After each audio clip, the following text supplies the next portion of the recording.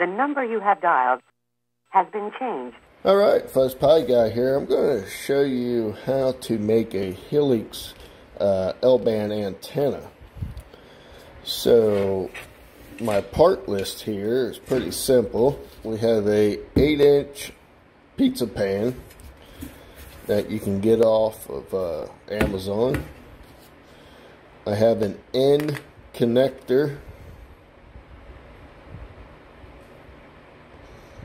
that will solder the antenna to, and we're going to use these holes to mount to the pan and have that come up through to solder our coil on. So you'll need something that's like 2-inch diameter to make our antenna. So I have a scale on-road wheel from remote control, and this measures about 2 1/8.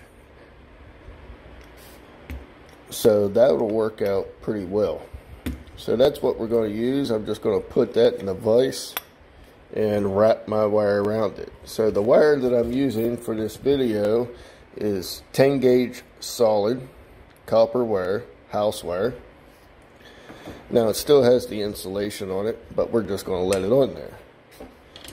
And this is what it'll look like once we're done rolling it. Now it may be pressed together, but we can just kind of spring it apart, because each one of these needs to be 49 millimeters apart. So it's going to be a decent size antenna. And we need to roll it 7 turns. So once this is done, it'll be straight across from here to here. We'll make our 7th turn. So we need to find out sort of what the center is in our pan. Now to do that, there's a little trick here we can use. So we'll just use this 7-inch pan to do it. So I'm just going to take a pencil and a ruler, and I'm just going to measure across somewhere. Just pick a spot, go like that. We have our line going across. Then I'm just going to find the center of that. So we're looking at 15 centimeters, so we'll just say 7.5. Then we're just going to do a right angle. You could use a square if you want, but then we're just going to draw a line. Then we're just going to do this again. We'll just pick a spot, draw a line. Then we can just measure it again. This one here is about 14.5 centimeters. Then we'll just do the same thing.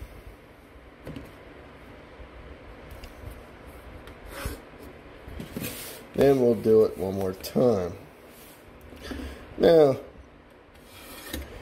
I'm just doing this to find the center of the pan.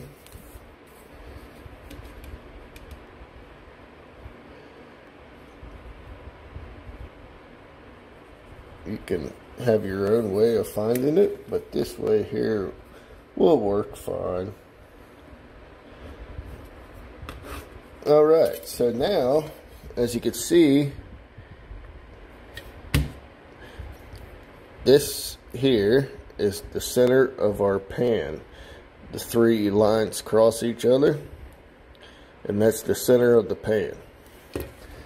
So like I said, we want a 2-inch diameter, and if I get my circles out here, we can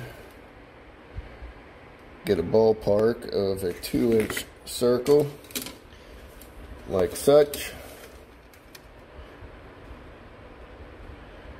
We can just kind of eyeball that up,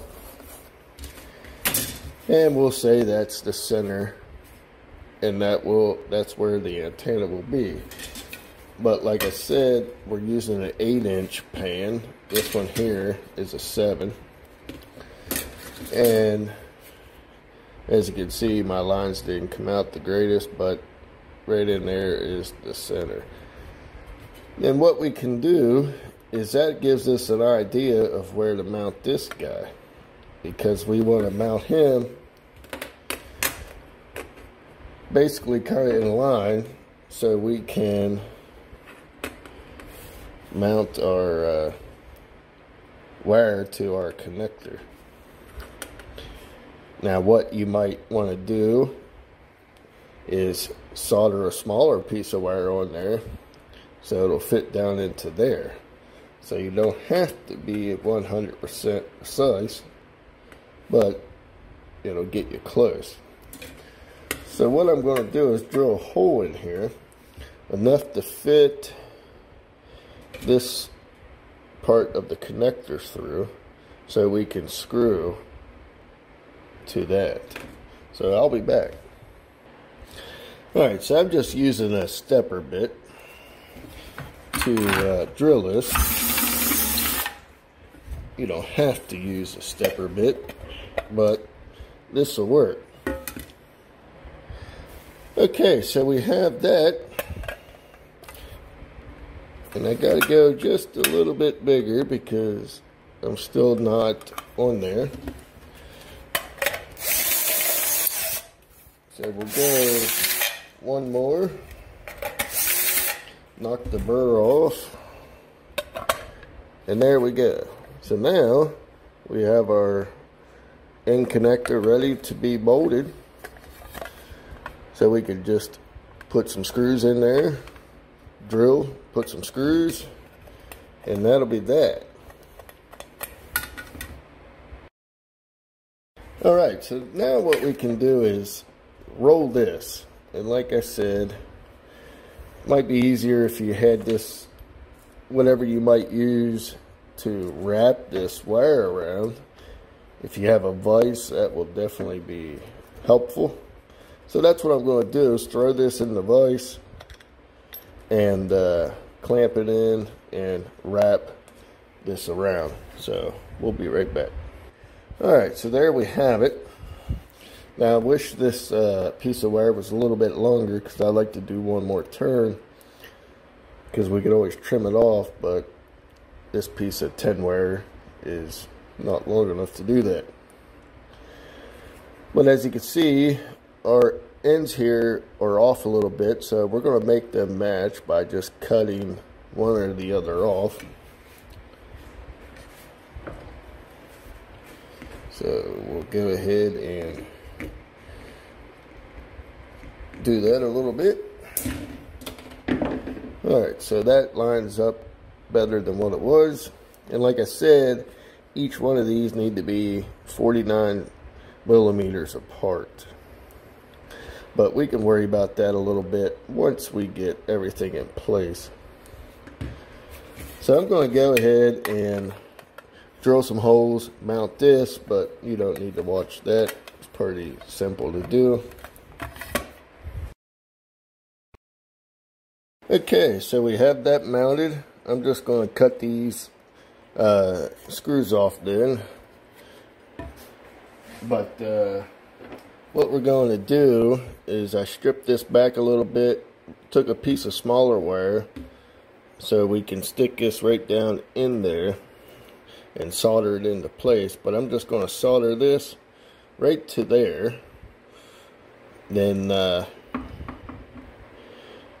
we'll trim this off to solder it right into that. And once that is done, we're pretty much done with the antenna. So let me solder that and I'll be right back. Okay, so we went ahead and soldered that on. And if you want, you could always throw some heat shrink over it.